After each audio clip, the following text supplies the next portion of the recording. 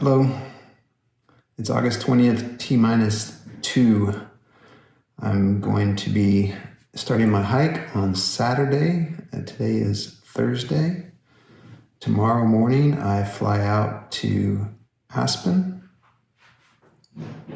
and I will be traveling from here, Austin, to Aspen in the morning, and then going to buy some supplies, things like bear spray and some camp fuel, and picking up some food for the hotel for dinner and the morning of the hike. But this happened between the time that I started planning this trip and the time that I'm planning to go on the trip. Grizzly Creek Fire. It is now 44 square miles and only 4% contained. From what news I read, it started in the median on a highway and has spread quickly, and is very difficult to put out because it is along very steep ridges and canyons that are difficult to get to. It's mainly a water dropping operation, as how the fire department has described it.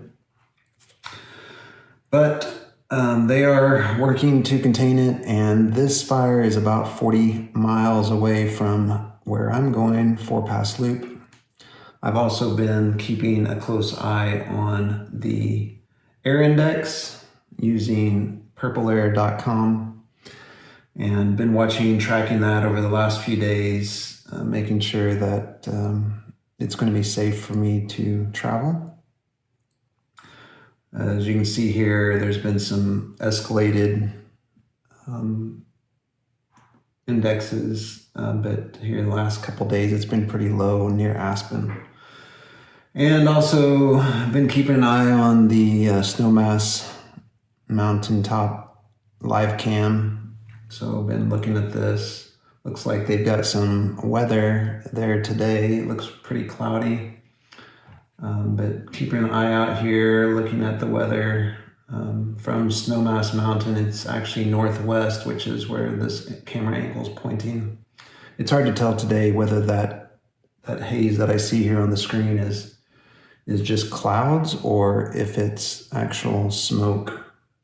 But I've been watching this for a few days and typically notice that it gets a little bit hazier in the evening hours, mostly clear in the morning. So everything looks good to go on my trip. So I thought I would just go over a few other things. So I like to draw my own maps before I head out. It kind of gives me a more intimate understanding of the layout and make me actually think about the route in greater detail than just looking at the trail map itself. So here I've drawn very simple version of this coming off of my official map.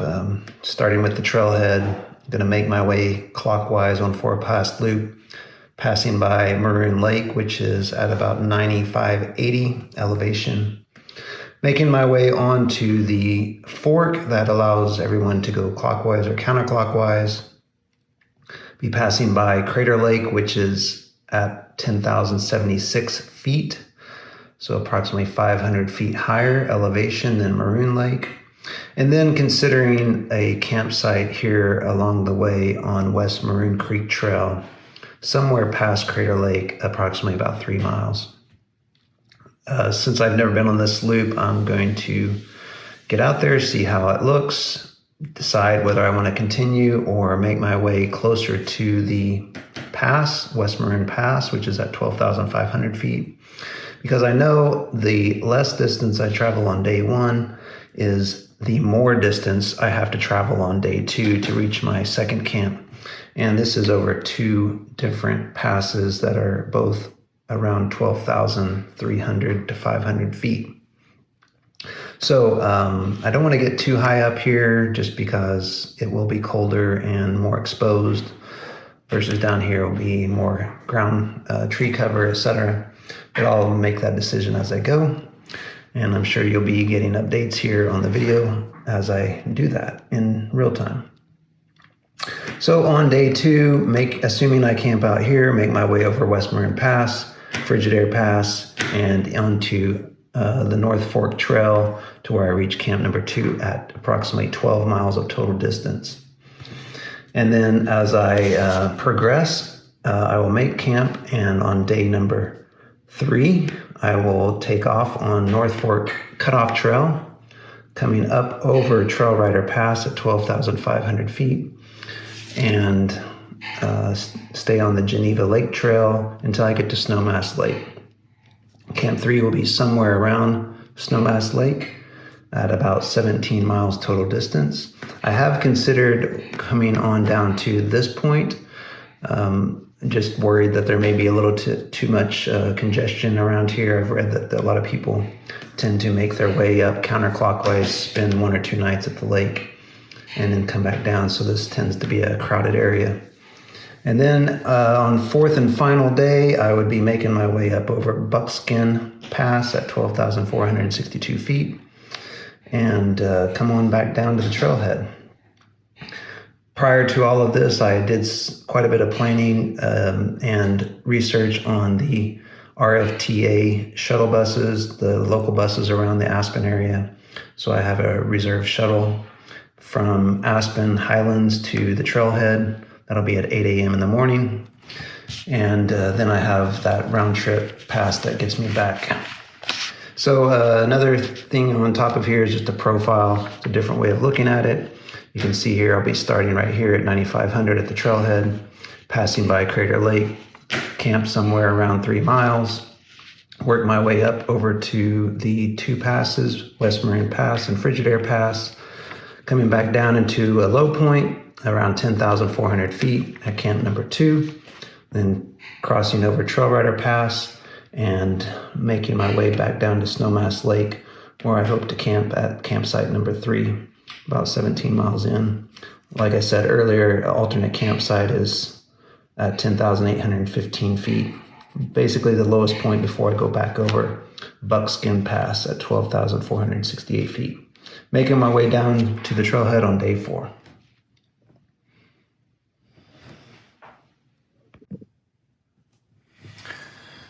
If anyone has ever seen the movie The Martian with Matt Damon, or even better, read the book The Martian by Andy Weir, you will appreciate some of the stuff that I've done on this list. It's an engineer's dream on how to prepare and plan for the unexpected. And so I have done my best version of what that character did in the book The Martian, and try to list out every possible item that I think I need to take, and both summarize the cost and the weight and decide whether it was critical or not, just so I can eliminate items that I possibly may not need, and split it up by what I plan to pack versus wear on my body versus check in the baggage. So these weights and prices may not be exact because I did a lot of weighing and did a lot of in and out and deciding what I want to change or this or that, and eventually I just get tired of updating it. But the list is probably 98% complete and accurate. So starting off with the list, I kind of done categories. For example, my sleeping tent supplies. I have all of my gear that I think I'll need for the tent and sleeping. That's my sleeping quilt and a head extension, foam pillow and bag, my blow-up mattress, Thermarest Neolite, cocoon silk mummy liner, and my tent, of course, which is a Tarptent Statospire 2. And just some miscellaneous stuff that I might need around the campsite. I have trouble sleeping at night, especially in new areas, so I may try to use some NyQuil just to get me to sleep a little bit longer than I usually would. Also, my MSR KKG EX cooking kit and a fuel bottle which I'm going to be using 20 ounces for this camp.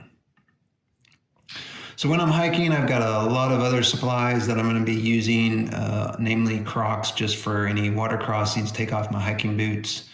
Got a watch. I've got my inReach GPS personal locator beacon, sunglasses, compass, manual compass, sweat rag, some lip balm, my backpack, of course, which is a Gregory Denali 100-liter backpack, platypus hydration bladder, compass, of course. This is a very small, tiny handheld compass, and this is an official Ranger CL compass, which is going to be much more rugged and accurate. My Lecky Micro Vario Carbon Trek poles, of course, my trail map. I'm going to have my iPhone, my AirPods, mainly for traveling on the plane, but I'm going to have to carry them with me on my hike. The selfie stick that holds this phone, a solar charger, 21 watt, that'll charge my phone, hopefully, if it's not too cloudy during the days. A water filter made by Sawyer. I have 2 different water filters to ensure that I can filter water. I'm a big fan of having backups, so one fails, I've got a backup. Got money, cash, credit cards, everything else. Got this soft cup. I've noticed in previous hikes that sometimes when there isn't falling water, it's difficult to get water into my water bladder. Doesn't seem to want to fill up the water bladder, so I've got this if I have to scoop up water and pour it into the bladder. And then I've got a lumbar support belt that I maybe use to keep hip abrasion down. And of course, bear spray. I've also got my first aid kit that I covered in another section of this video, some zip ties for miscellaneous efforts, a fire starter that I hopefully won't need, another Zippo emergency fire kit, and my Leatherman Free P4 utility knife. And then I have a small Zippo lighter that I hope to fill with the super fuel, so I make sure that I have plenty of ways to start a fire if I need to, especially for cooking food.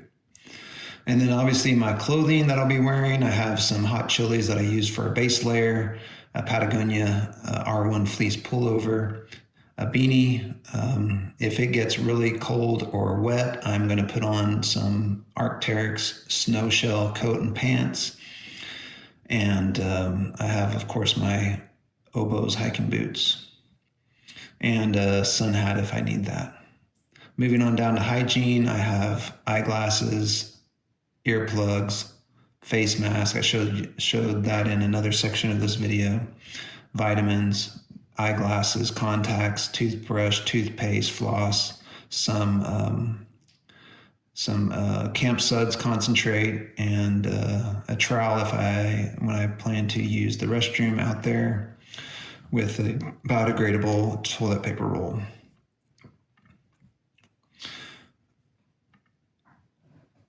For eating, I have my spork, spoon and fork combined, a hard anodized aluminum mug that I'll be using for most of my eating and drinking, and the Bear Vault with all my food. Bear Vault is by far the heaviest item in my bag, and as I make my way through the hike, it should lighten up as I eat it, consume it, so that'll be good, welcome lightening load. As for my meals, I have discussed that in other sections of this video, but I have lunch planned there on the hike, some dehydrated meat, some PB Fit peanut butter powder packets, homemade fruit and nut bars, Cliff Power Gels.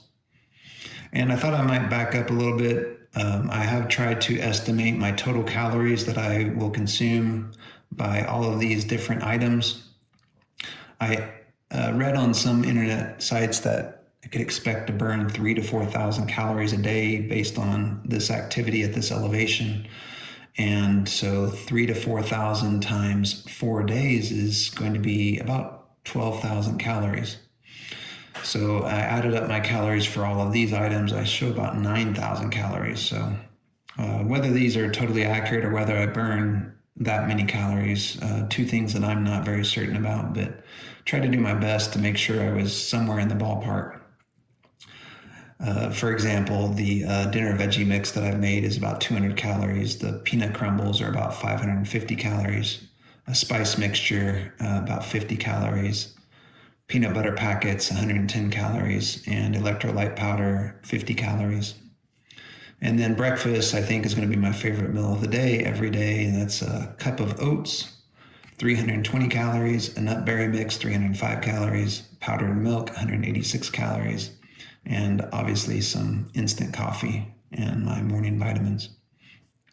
So that's basically it. That's my food prep. It's more or less the same thing every day. Not a lot of variety, but all homemade, as I have shown you in some other sections of the video. So I'm very proud of my meals, my meal planning. I just hope that it's enough. I have noticed on previous hikes that I had more food than I needed. So this is something that I don't do enough to know what is the appropriate amount of food, but in my opinion, the more the better.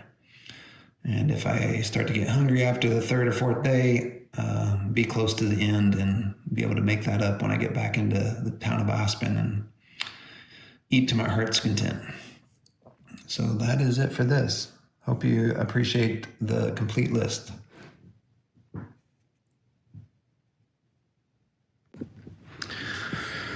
Well, this is my luggage bag that I'm taking on the plane. Obviously, that's going to be checked, and this is going to be my carry-on.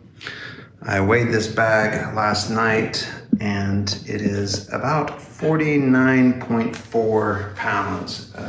As everyone knows, flights usually give you up to 50 pounds, and then you got to pay extra. I've also got in here my list of campsites. Right now there is a fire restriction on everything in the area, so I won't be planning for any campfires other than my fuel burning stove. So I've got everything in here ready to go. This is a bag I bought many years ago that it's really tough and rugged, almost waterproof. And so I've got everything in here. My backpack is spread out because I don't want the luggage handlers, the security personnel, to be trying to get through every pocket in my backpack, so they can easily open this bag up, see what I've got, decide that I'm not a threat, and move on to the next bag. So there's a lot of stuff in here. I tend to like these really thin little bags. This one's made by Catabatic, but I have others that are made by Cedar Summit Cordura fabric. So they're very resilient, but very light and able to store quite a bit. So everything's in here. You'll get a good look at this when I'm at my campsite, when I'm actually using it all. But trust me, it's all here, and it is about 49.4 pounds, all included. The only stuff that's not in here is stuff that I could not seem to get under 50 pounds, and so I've stuffed this carry-on bag as full as I possibly could with some heavy items that are gonna put this overweight. So I'll be carrying this on the plane. Right now we're all dealing with the pandemic, and so in here I've got some travel supplies, which are gonna be a face mask and some earplugs just for noise, and also some eyeglasses that I might need on the plane. Otherwise, I'm ready to go. So next time you hear from me, it will be either traveling or there in Aspen getting my supplies.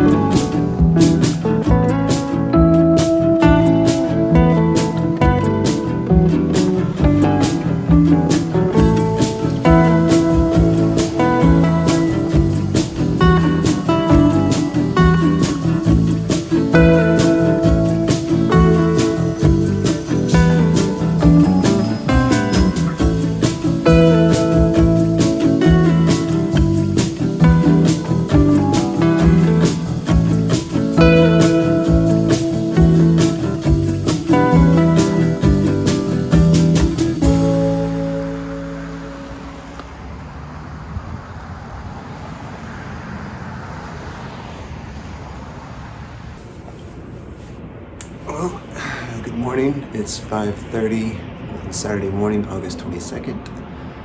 I'm here at my hotel room called the Tyrolean Lodge in Aspen on Main Street. Just made myself a cup of coffee downstairs at the Keurig in the front office. Yesterday I had a great day. Spent the day wandering around Aspen, walking up and down some roads, seeing the sights, seeing the shopping district, seeing a few nature trails, and got my backpack all sorted.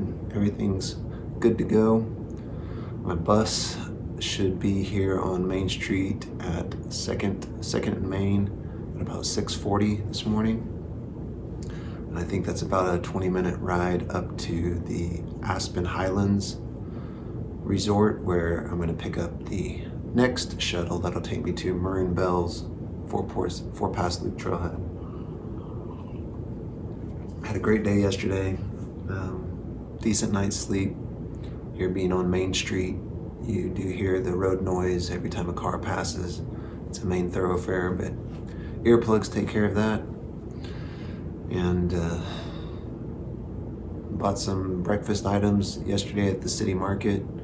Everything in Aspen is within walking distance. It's just an amazing little town. Got some oats and some fruit and some 2% milk and a protein drink and some orange juice. We got way more than I need. I'll probably have to throw some of it away. But everything's good to go. Just looking around. I don't think there's anything else to do other than eat and brush teeth and be out at the bus stop in about hour and 10 minutes. So that's that.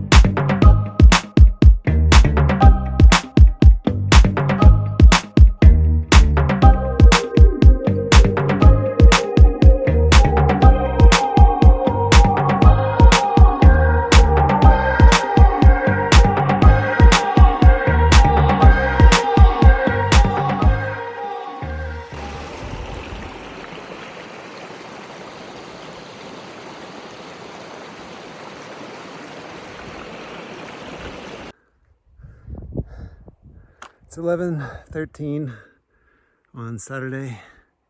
I've done somewhere between 3 and 4 miles.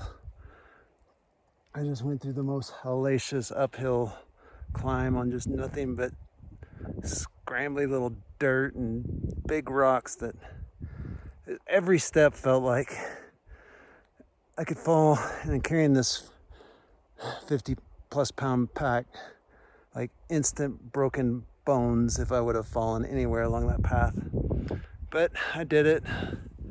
Made it through whatever that is. You won't be able to appreciate what I just accomplished, but done.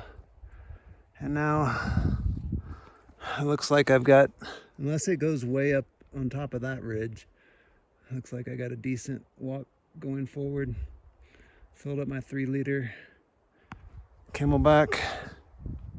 So I think I'm good to go.